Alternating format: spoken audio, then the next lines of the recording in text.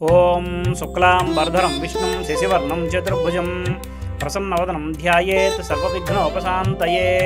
శ్రీ మహాగణాధిపతయే నమః. శ్రీ మహాసరస్వత్యై నమః. శ్రీ గురుభ్యో నమః. హరి ఓం. స్కాంద పురాణ వచనం ప్రకారం పితృదేవతలకు అధిపతి అయిన శ్రీ మహావిష్ణువు అనుమతితో పితృదేవతలు ఈ పక్షంలో భూమి మీద సంచరించే పక్షమే మహాలయ పక్షం. తల్లిదండ్రులను, గురువులను, ప్రకృతిని, ప్రతి ప్రాణిని ఉన్నతంగా గౌరవించే మన ధర్మం ఆచార సాంప్రదాయాలకు, పండుగలకు, పుణ్యతిథులకు ఉన్నతమైన స్థానాన్ని ఇచ్చి నిర్వహించే క్రియా విధి విధానాలను కల్పనలో వివరించింది మన సనాతన ధర్మం. వసంత నవరాత్రులు, గణపతి నవరాత్రులు, శరన్నవరాత్రులు, వారాహి నవరాత్రులు, కార్తీక మాస దీక్షలు, మాఘమాస దీక్షలు వంటి పుణ్యదినాల వలె గతించిన పితృదేవతల ఆత్మశాంతి కోసం, వారి ఆకలి తీర్చడం కోసం భాద్రపద మాసం బహుళపక్షాన్ని మహాలయ పక్షంగా నిర్ణయించింది శాస్త్రం. లోక వ్యవహారంలో పితృపక్షంగా పిలువబడుతోంది. ఈ పితృపక్షంలో వారి చనిపోయిన పితృదేవతల తిథులలో వారిని స్మరించుకుంటూ యథాశక్తిగా పితృకార్యాలు చేయడం వలన, తర్పణాలు ఇవ్వడం వలన వారికి ఉత్తమ గతులు ప్రాప్తించి వారి ఆశీస్సులు మనకు ఉంటాయి అనేది ఆచారంగా వస్తుంది. అయితే పారంపర్యంగా అలవాటు లేని వారు ఈ పితృపక్షంలో పితృదేవతలు గతించిన తిథినాడు పెద్దలను స్మరిస్తూ అన్నార్థులకు యథాశక్తిగా అన్నదానం చేయడం, బ్రాహ్మణులకు వస్త్రదక్షిణాలతో స్వయంపాకం దానం చేయడం వలన, పక్షులకు, గోవులకు ఆహారాన్ని తినిపించడం వంటి పుణ్యకార్యాల వలన పెద్దల ఆశీస్సులు అందుతాయి.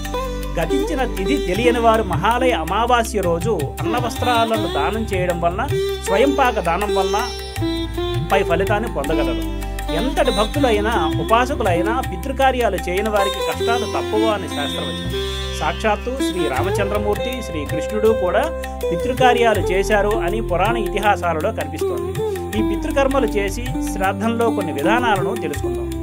యోగ్యులైన భోక్తలను, విశ్వేదేవతలను పితృస్థానాలలో ఆహ్వానించి శాస్త్ర విధానాలతో శ్రాద్ధం జరిపించడం క్షణశ్రాద్ధం. యోగ్యులు దొరకకపోతే దర్భలతో విశ్వేదేవతలను, పితృదేవతలను ఆహ్వానం చేసి శాస్త్ర విధానాలతో శ్రాద్ధం జరిపించడం పూర్తి శ్రాద్ధం అనిపించుకుంటుంది. పై రెండూ కుదరనప్పుడు స్వయంపాకం, దక్షిణతో దానం చేయడం ఆమశ్రాద్ధం.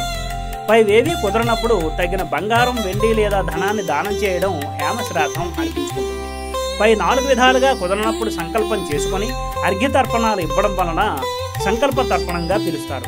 గోవులకు యథాశక్తిగా గ్రాసం సమర్పించి గోవులకు, పితృదేవతలకు నమస్కారం చేయడం గోగ్రాస ప్రదానం అవుతుంది. పితృపక్షంలో 16 రోజుల పాటు నియమంగా దేవతలకు తర్పణాలు ఇవ్వడం వలన పితృ రుణం తీర్చుకోవచ్చు.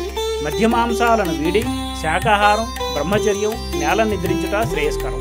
పితృపక్షంలో గోర్లు, జుట్టు కత్తిరించుట నిషిద్ధం. ఈ పక్షంలో ఎవరిని దుర్భాషలాడరాదు, అగౌరవపరచరాదు. దేహి అని చేయి చాచిన వారిని ఉత్తి చేతులతో పంపడం అనర్థం. ఈ పితృపక్షం ఏ విధమైన శుభకార్యాలకు అనుకూలం కాదు కనుక శుభకార్యాలు ఈ పితృపక్షంలో చేయరాదు.